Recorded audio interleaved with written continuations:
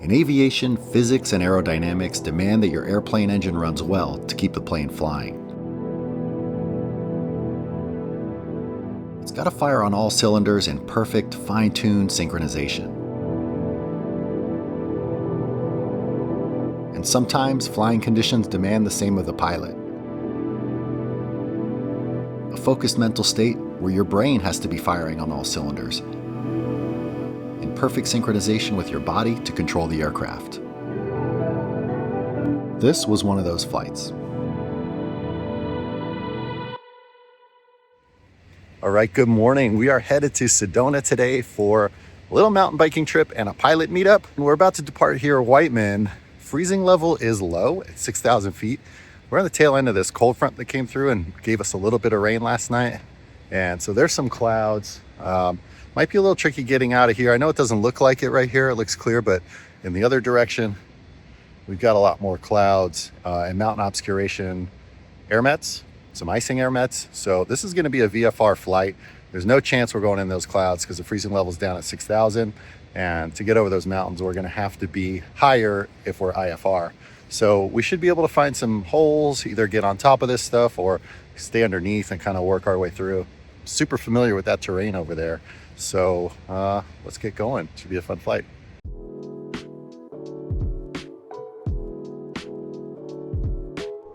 Whiteman traffic, 631 Bravo Whiskey. We are taxiing from County Hangars Road Delta to the run-up area for runway 12 Whiteman. All right, yeah, so we'll see if we can go to the north and then find a hole there. Okay. Get up to the high desert and then start cutting over to the east.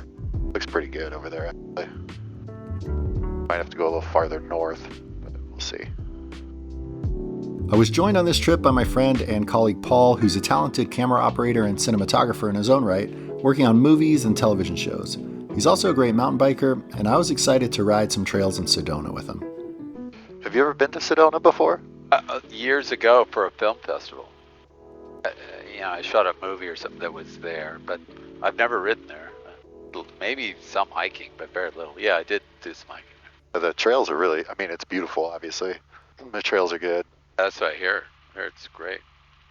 Whiteman traffic, November 631 Bravo Whiskey. Taking runway 12, a left downwind departure, Whiteman. Wow, look at the sun rays over there. Yeah. All right, gauge is green, airspeed alive.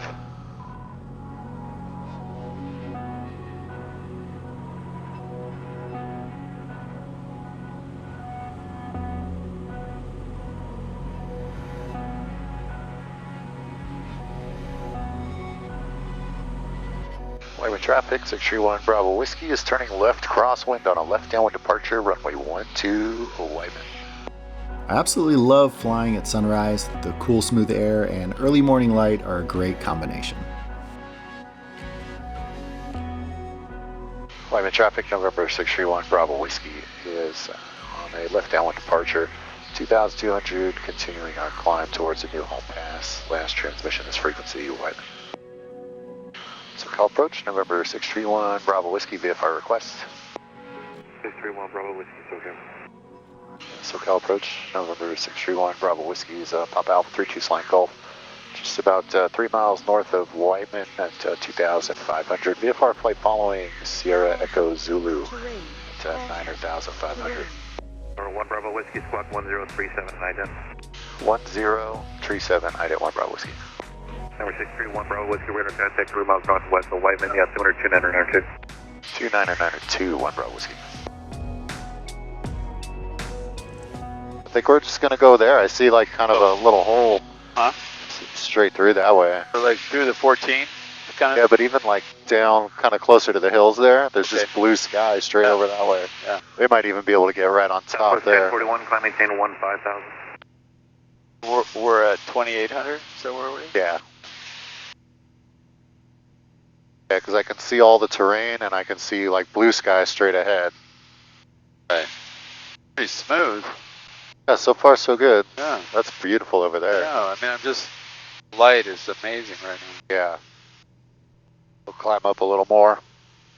Okay, you might have to kind of go to a little north around those big clouds over there. Oh yeah, okay, yeah. these clouds, we could definitely, these ones that are this high, we could get on top of these. Yeah. So I think after this, I might try to climb above. Oh, I see. Okay. So going through those clouds like this, would that be an issue for this plane? I mean, just... No, so we would have to be on, technically we would have to be on an instrument plane under the control of air traffic control. Because we wouldn't be able to see other traffic, and they would be responsible for separating us from traffic and terrain. Right. Well, probably right now the outside air temperature is 36, so those clouds probably wouldn't necessarily have ice, maybe. Right. But another 1,000 feet up, and if you go through, there's visible moisture. You get ice on the wings, and this kind of airplane, that's a huge problem. Yeah. Let's see if we can get up to 9 or 5. Where are we now? 6 climbing. Yeah, we have 3,000 more feet. That one, I'm not sure, but these I think will be on top of. Yeah, it's looking pretty good ahead. Yeah. After successfully navigating our way under, around, and over the clouds, I was really looking forward to landing at Sedona and hopping on our bikes. Mountain biking is a lot like flying. There are times when it demands your full attention and concentration, like riding a fast or technical trail.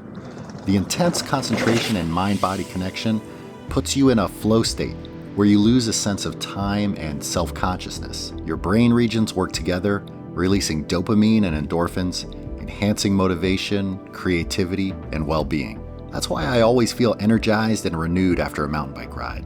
And I think it's one of the main reasons I like the things I do, like skiing or working on a fast-paced set creatively in sync with a whole team of people. They all seem to be connected. They all have moments that take me into that flow state. And flying really does this for me too, especially a challenging turbulent crosswind landing like the one at Sedona. They said winds of 150 at 14 gusts 21. We'll land runway 21. That'll be a left crosswind. We definitely don't want to land the other way because that'll be a tailwind. So we'll be landing, and the runway slopes a little downhill the way we're landing. Okay. Sedona has been a special travel destination for our family over the years, and it's a place that has inspired us to plan adventures to farther away destinations. This past summer, we took a trip to Greece, and we're planning our next adventure to Japan.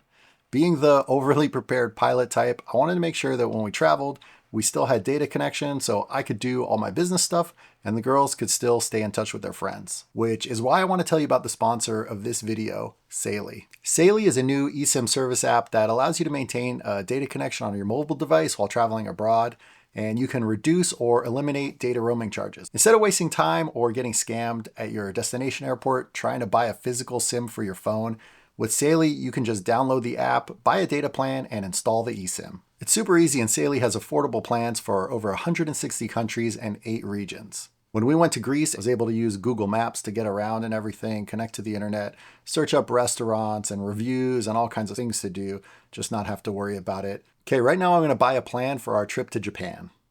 All right, it just launched the Saily app. Search for Japan, and here are the available plans for Japan. I'm going to pick the 20 gigabytes. I use a lot of data. I got a coupon. I'm going to put the Flying Monkey coupon code in there. Flying Monkey, apply it. Boom, 15% off. So that's awesome. It'll keep me connected while we're in Japan. So the next time you're traveling abroad, get an exclusive 15% discount on Saily eSIM data plans.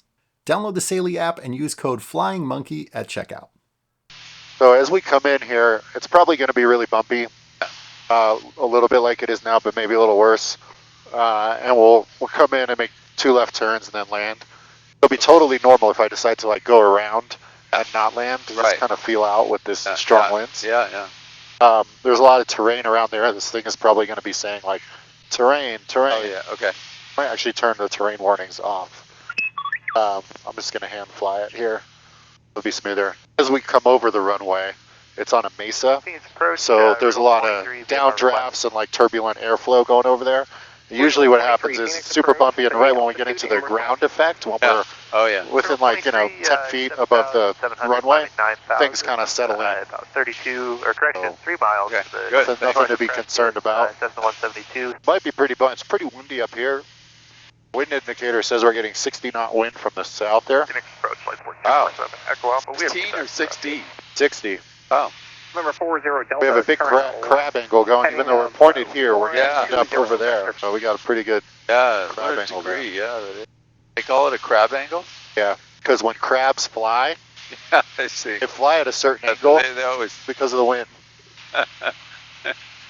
Phoenix Approach, November 631, Bravo Whiskey. We have a 1 minute weather at Sedona. November 1 Bravo Whiskey, roger. Cut you loose here momentarily. Traffic 1 o'clock, 5 miles northbound Cirrus. VFR level 9,000. Look in 1 Bravo Whiskey.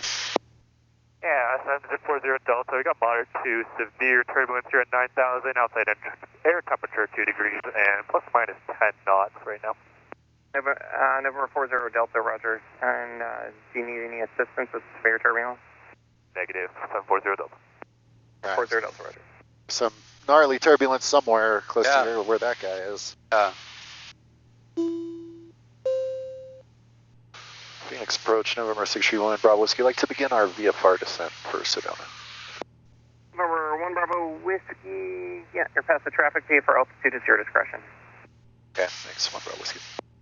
I think that's the airport on the, just kind of straight ahead there on the mesa, a little bit to the left. I think it goes this way. So we're going to get down to 6,000 as pattern altitude. Destination AWAS is 118.525. Yeah, we slow it down a little bit to below this, like maneuvering speed. For getting into like turbulent conditions, we just fly slower. Oh, okay. 67, 10,000. Ooh, yeah. Cargo 1367, Phoenix Approach, thank you. November 1 Bravo Whiskey, radar service terminated. Squawk maintain VFR, frequency change approved today. All right, Squawk and VFR, thanks, 1 Bravo Whiskey. November 2 Papa Kilo, traffic 12 o'clock, 4. Sedona traffic, November 631, Bravo Whiskey is 15 miles west of the airport. We're inbound, planning on entering a left downwind for runway 21 Sedona. Wind 180 at 13 knots. Peak gust 20 knots. Okay, 13, oh wait. Between 150 and 210. Visibility. It's gusting to 20 knots, which isn't too bad. But it's shifting from 150 to 210. We're going to land on the left main tank. You can see the runway there. Yeah. We're going to go this way, left, and then left again. Oh, okay. We're going to take it this way. Yeah, Ah, exactly. Yeah, because the wind's kind of coming this way. this direction. Okay, got it. I didn't know. Sedona traffic, November 631, Bravo Whiskey. We're 2 miles southwest of the airport, just about to enter a left downwind for runway 21 at 6,000 feet, Sedona. You got your legs in the right position for landing, yeah? Yeah. And it's just beautiful here. Yeah. Unreal. Sedona traffic, 631 Bravo Whiskey's on a left downwind, midfield abeam, runway 21, Sedona.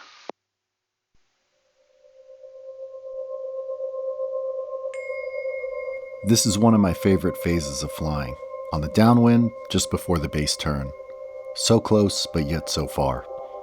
It's the time to focus down and get in the zone. It's 100 little judgment calls and adjustments, one constantly informing the next. Glancing at airspeed, out the window, quick checks of gauges, estimating the descent angle, noting the effect of the wind, back to airspeed, making radio calls, dropping the flaps, adjusting power, feeling the plane's speed and how it's handling in the air mass.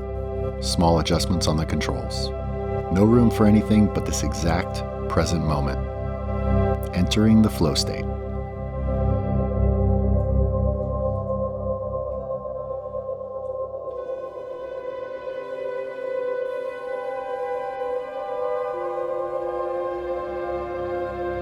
I guess I'm gonna catch extra power. Probably a seatbelt. A little fast, but that's good because 2 notches of flaps actually.